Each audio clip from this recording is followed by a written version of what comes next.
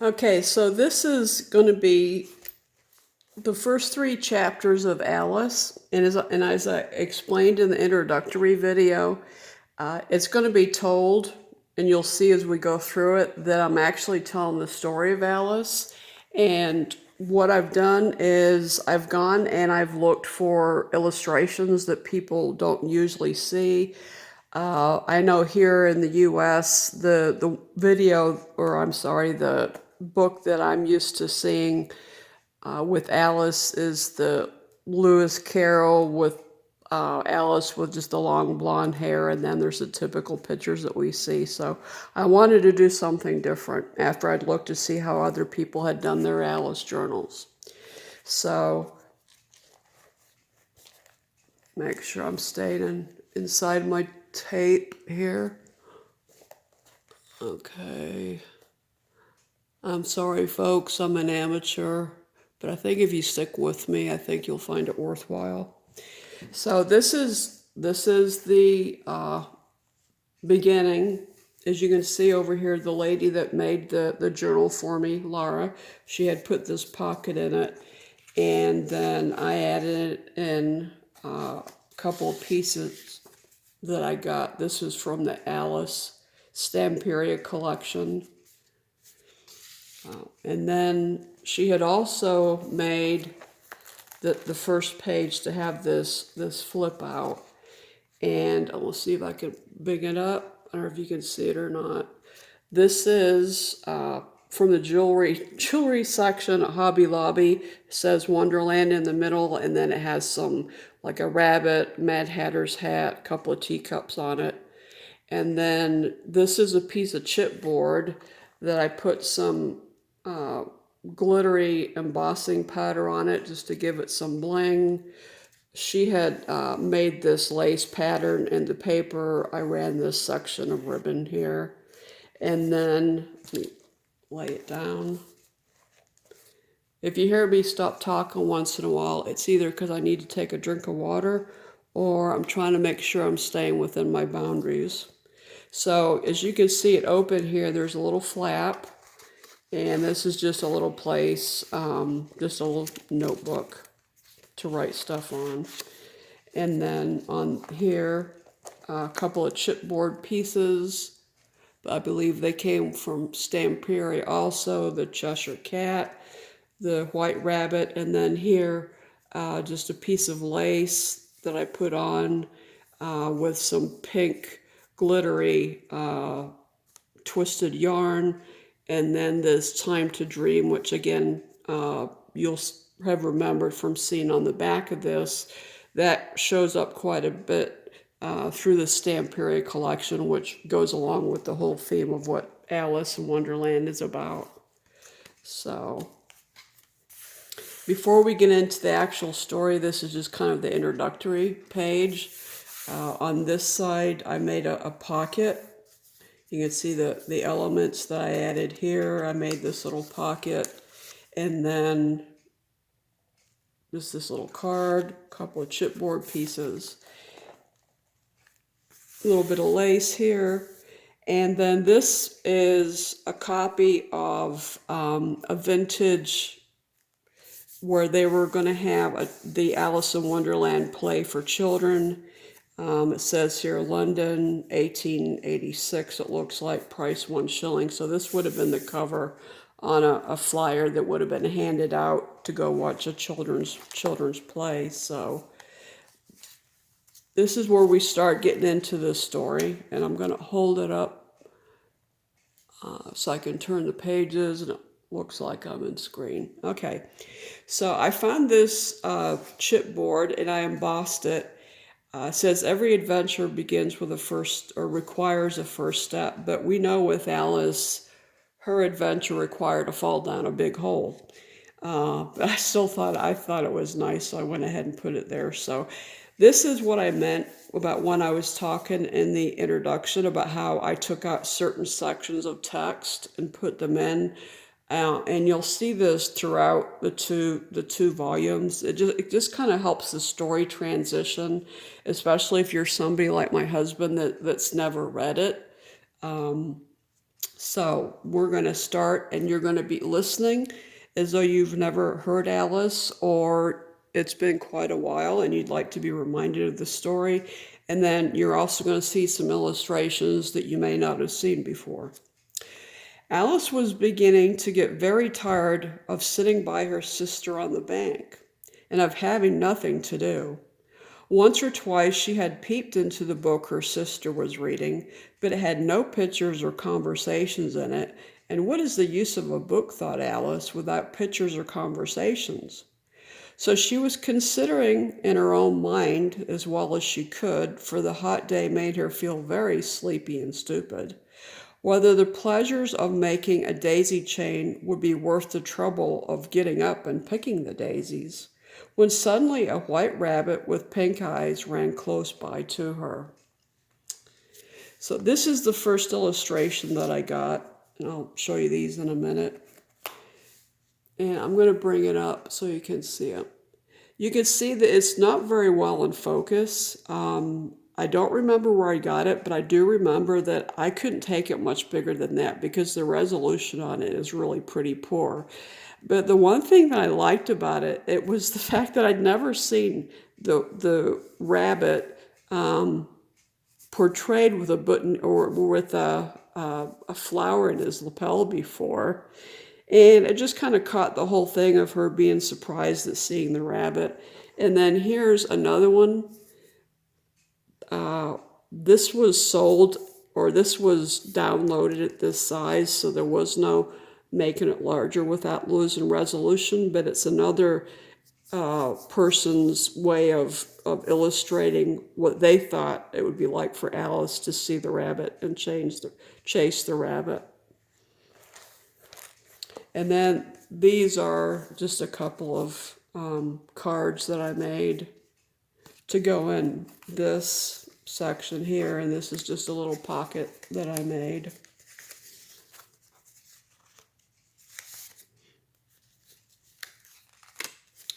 So this is a piece of, and I'll lift it up so you can see. This is actually a piece of parchment paper, and you'll hear it better on some pages that are not as heavily decorated because it makes a really nice crispy sound to it. So this was some quilt material that I had, and you can see that, I think I can go this far over. You can see where I've added some coordinating trim in. And so this is pretty self-explanatory, just a tag. And then this was a short bookmark that I made with using some real fuzzy eyelash trim on it. So in a couple of pages, what I'm having to do is I'm having to tell quite a bit of the story in just 1 or 2 pages because I didn't want to take up a lot of pages for just the sequence of events of her finding the doors, can't get through it, drinking the stuff, eating the stuff, and then, so you'll see what I mean in a minute. So I made this little flap, and it just kind of opens 3 ways. And I had some chipboard, or not some chipboard, some scrapbook paper that had clocks all over it, which was very appropriate. This is a chipboard piece of Alice. And so then this was just a plain blue turquoise looking cover. And what I did is I just stenciled a lot of clocks on it. And then there's this little stamp that has this little white bunny rabbit holding a top hat, so which I thought was cute. And then here's a tag that goes in here, and it's just held by one of these really cool big paper clips. And then, of course, we get on with the story here. So Alice, she'd never seen a rabbit either with a waist pocket or a watch to take out of it. And burning with curiosity, she ran across the field after it and was just in time to see it pop down a large rabbit hole. So this is the start of chapter 1, and it's called Down the Rabbit Hole. And I'm going to lay it down. So, what I liked about this illustration was when you read the story of Alice, if you remember the story at all, she fell down that hole for a very, very, very long time. It wasn't just a matter of a few seconds, it was the fact that she fell for so long that she was having conversations with herself. She thought she was going to end up coming out the ground and end up in China. And the other thing I liked about this was if you can see the difference in how this illustrator portrayed her, he gave her short hair with darker hair, whereas we typically think of Alice as being more like this, with the long blonde hair and the long locks. So I liked this, and then I just liked all the just how he'd really captured all the things that she was seeing as she went down the hole. So this is a section where we're gonna. I came up with like a quick flip through to get us through this section because I didn't want to take up a whole lot of pages. So what happened is Alice was falling down this long, long hole, and she didn't think she was going to stop, but finally she did. She came to a sudden stop and found herself on a pile of leaves. Looking around, she saw that there was a long passage, and that the rabbit she saw was busy scurrying away. So she got up and tried to chase him, but as he went around a corner, she lost track of him, and she ended up in a hall that led to this area that had doors everywhere. There were low lights hanging down, but there was just doors everywhere. So, forgetting about the rabbit, she started looking at all the doors, saw that they were all locked, and was trying to figure out what to do. And then she noticed that there was a glass table in the middle of the room. And she went back there, and there was a key. So she went back looking for a door that would take this key, and she finally pulled this little curtain back. And I think this is a little bit out of size. It probably should be this small, because of the story. It was like she practically had to get down on her knees to be able to get through the door. So she uses the key, opens the door, and sees this beautiful garden. And of course, she wants to go see it. So she turns around, and then lo and behold, on the glass table is this bottle. And going over there, she sees this bottle that says, "Drink me." So she lays the key down, and being curiouser and curiouser, she drinks out of the bottle, and she noticed that she starts shrinking. And she shrinks down to, like, I think the book says she shrinks down to about 10 inches tall, which is great because now she can get through the little door. But as she goes to the little door, she realizes she left the key on the table. So she goes, okay, so before I got to that, this is a different illustration of somebody's take on Alice. And as you can see, it's even a different looking Alice. So I don't think this is in English down here, so this could have been from a book from a different country that doesn't speak English. But this is the way that illustrator portrayed Alice. So what happens is she goes back to the table, and this is an illustration. She tries to climb the legs of the glass table to get up to the key, but she can't do it. She slides back down, and she sits there, and she starts to cry for a while. And then she notices there's a box over underneath the table. And she goes to the table, or to the box, and she opens it, and there's a piece of cake that says, "Eat me," written on the frosting. And I just want to show you this. This was just how I decorated the page here. It's pretty self-explanatory, just some lace here. But what I wanted to point out to you, and the reason I pulled this to the side, was this illustrator did it in a completely different manner. Where reading in Alice, she finds the cake in a box underneath a glass table. This illustrator shows her looking in a box on top of the table. So I don't know if he or she wanted to do it differently, but I just thought it was interesting that it was being told in a different way than what we're used to hearing. So what happens is she eats the cake and it starts to make her grow.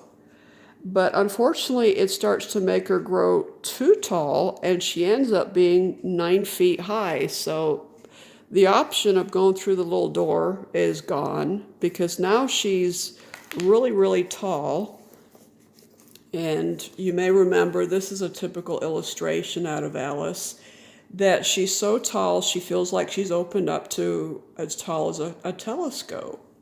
So she starts to cry a lot. I think Alice cries a lot.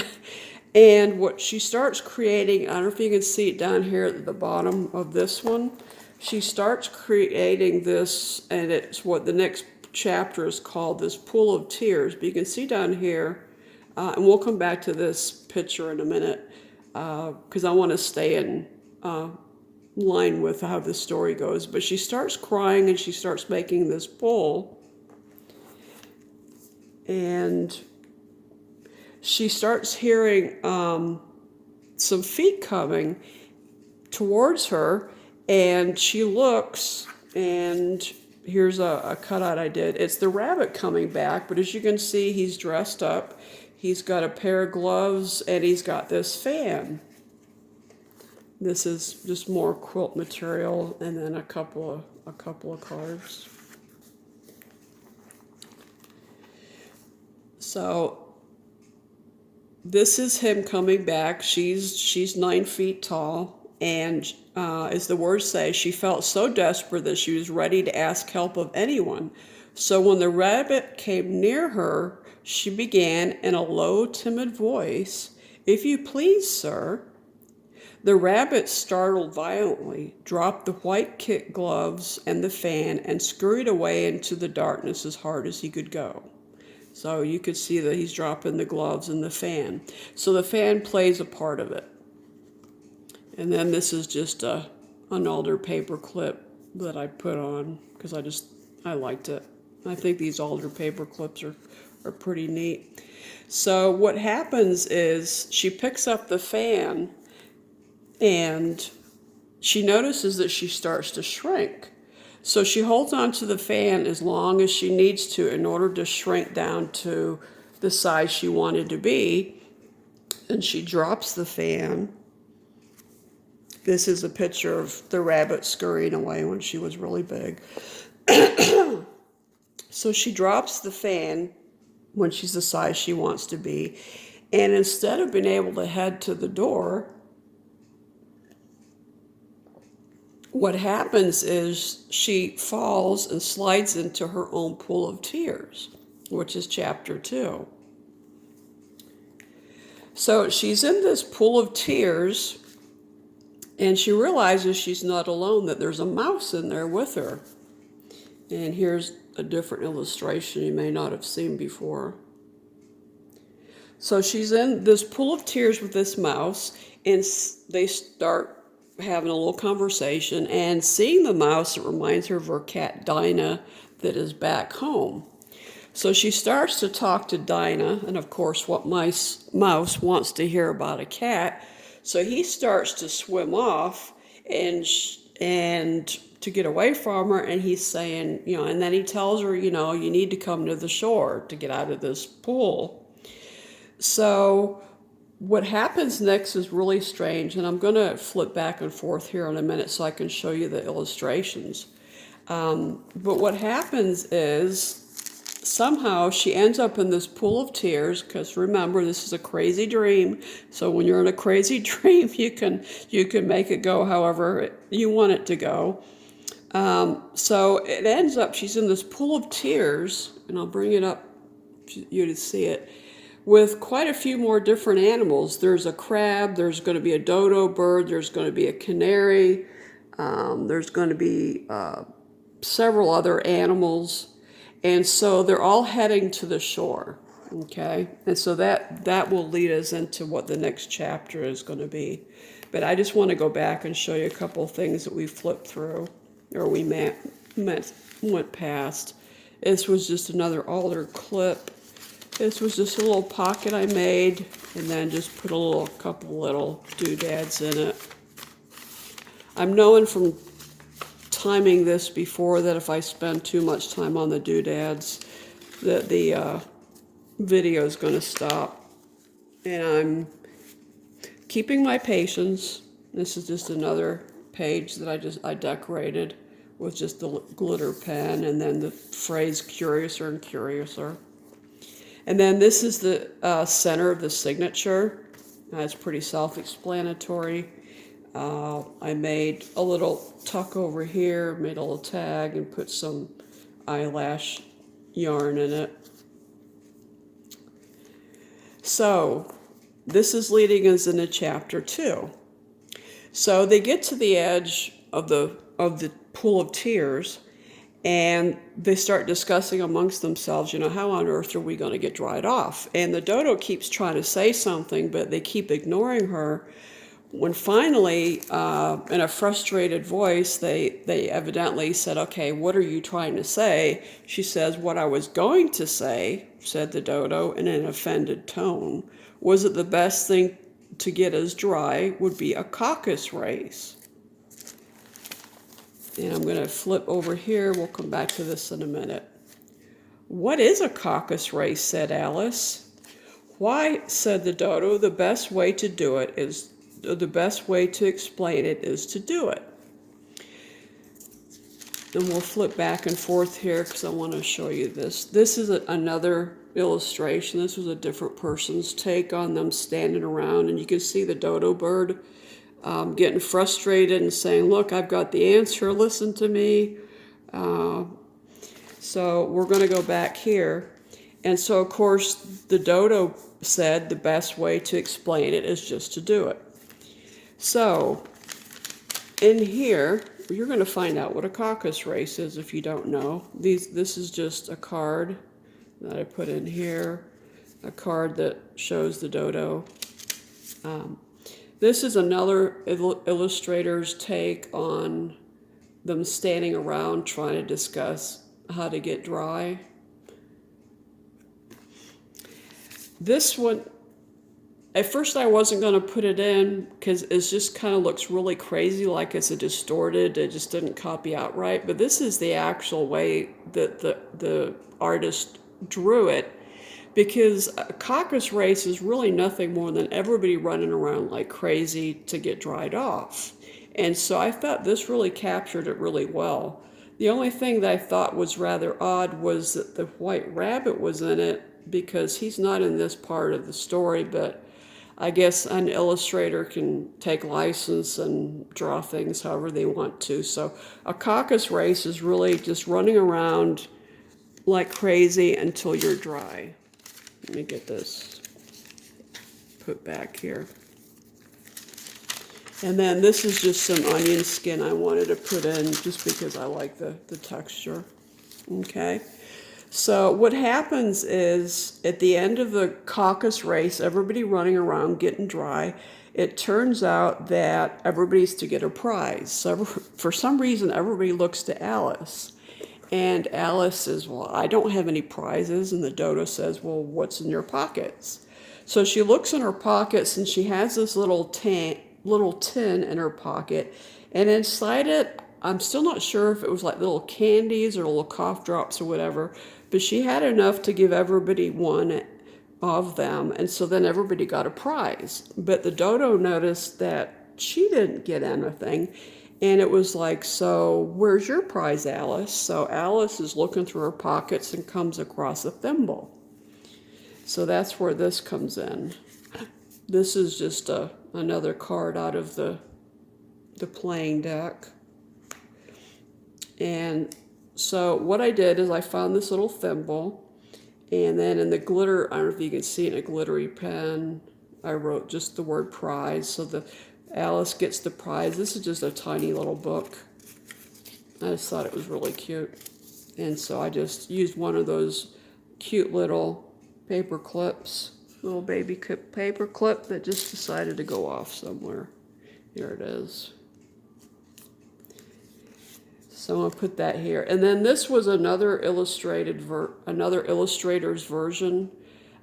This is after the caucus race. For some reason, the mouse felt like he wanted to tell everybody a tale. So this is him getting ready to start telling his tale. And everybody's sitting around waiting to listen to it. So when I read the tale, and I actually took it out of the book, and it was in a nice color copy, you can see that it starts out with really a good size of text size, but it goes down really, really, really, really small. So rather than reading it to you, it's just a really weird, silly, strange tale of the mouse and a friend deciding to go into law and and that one would prosecute the other, that there would be no need for a trial because I'm going to find you guilty anyhow, and in the end you'll be condemned to death. Which, I don't know, that's not very uplifting, but it was in the story. So what happens is he's telling the story, everyone but Alice wanders off. And his feelings get hurt, and so he starts to wander off also, because nobody's interested in hearing his story. So here's a piece of that parchment paper. You can hear the crinkly, that's why I like it. So, poor Alice began to cry again, for she felt very lonely and low-spirited. In a little while, however, she heard little pattering of footsteps in the distance, and she looked up eagerly, half hoping the mouse had changed his mind and was coming back to finish his story. So this is actually the end of chapter 3, and I just want to show you these real quick before the video shuts me off. This is just a place to write, a couple of stamps, a little pocket I made, little tag with some eyelash yarn on it, and then here's a tag spot with a tag, and then just some pretty black lace. Well, I think you're out of shot. Some pretty black lace. This was a fold out that actually came with the journal, and I just used this alder paper clip to stop it from opening up. You can open it up and write on it. It's just blank writing space.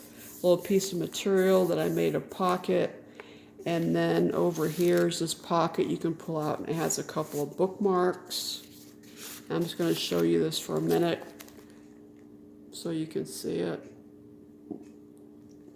And then this is the end of the signature. It has some Stamperia paper, and then there's this little card. So when we start here, we're going to get into chapter 4. Thank you.